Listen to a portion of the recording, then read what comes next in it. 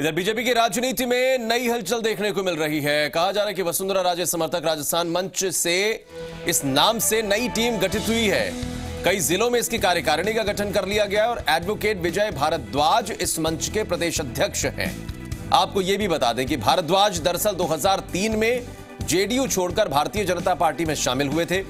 BJP के विधि प्रकोष्ठ के मंत्री भी रह चुके हैं। और तो और भारद्वाज ने इसको लेकर कहा भी है कि वो बीजेपी के निष्ठावान कार्यकर्ता हैं। 2023 में बीजेपी को सत्ता में लाना उनका लक्ष्य है। उनका कहना यह भी है कि बीजेपी जीते और वसुंधरा राजे फिर सीएम बने, यही उनकी कामना है। दूसरी तरफ टीम बनाने पर उनका कहना यह है, तर्क यह है कि कई जगह पर मोदी विकास मंच है, टीम सतीश पूनिया है और इसी तरीके से समर्थक यूनिट सक्रिय हैं और इन सभी का काम बीजेपी की उपलब्धियों और नीतियों को आगे पहुंचाना है। वो इस मंच को गैर राजनीतिक मंच बता रहे हैं।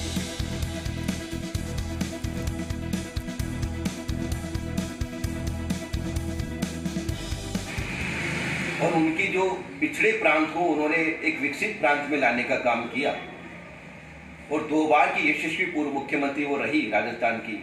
उनकी योजनाओं को और सफलताओं को हम राजस्थान के कोने कोने तक ले जाने के लिए हमने भारतीय जनता पार्टी को मजबूत करने के लिए, हर बूथ तक जाने के लिए वसुंधरा राजे समर्थक राजस्थान मंच की स्थापना की। इसका उद्देश्य केवल वसुंधरा राजे द्वारा बनाई गई योजनाओं को राजस्थान के कोने कोने तक पहुंचाना था। और जी मीडिया संवाददाता शशि मोहन शर्मा इस वक्त हमारे साथ फोन लाइन पर मौजूद हैं। शशि, जब चुनाव चल रहे थे या जब भी कोई राजनीतिक घटनाक्रम दिखाई पड़ते हैं सूबे के भीतर, खासकर बीजेपी की जब भी बात होती है, तो वसुंधरा राजे और उनके खिलाफ कुछ नेताओं के बारे में जानकारी या चर्चाएं शुरू हो जाती हैं। अब उनके समर्थन में एक मंच अगर क्रिएट किया गया है, क्या एक बार फिर से उनकी उपयोगिता और उनकी अहमियत राजस्थान बीजेपी में दिखाने की कोशिश भर इसको देखा जाए, या जैसा भारद्वाज जो कि मंच के प्रदेश अध्यक्ष बनाए गए, उन्होंने कहा कि ये एक राजनीतिक मंच नहीं है, गैर राजनीतिक मंच है, समर्थकों का एक मंच है, क्या सिर्फ इसी भर है?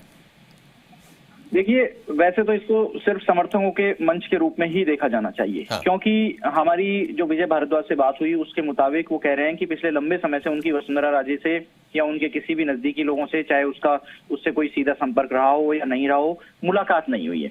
वसुंधरा राजे के स्टाफ में भी कई लोग हैं जो एक्टिव रहते हैं, लेकिन यहाँ तक कि उनसे भी चाहे उनके पूर्व ओएसडी रहे हो या उनके स्टाफ में कोई मातहत रहे हो, उनसे भी उनकी कोई मुलाकात बातचीत पिछले लंबे समय से नहीं हुई। हाँ। उनका साफ तौर पर कहना है कि जिस तरीके से वसुंधरा राजे ने पिछड़े कैटेगरी से राज्य को विकसित श्रेणी में शुमार किया, वो चाहते हैं कि उनकी उपलब्धियों को प्रदेश के कोने कोने तक पहुंचाया जाए।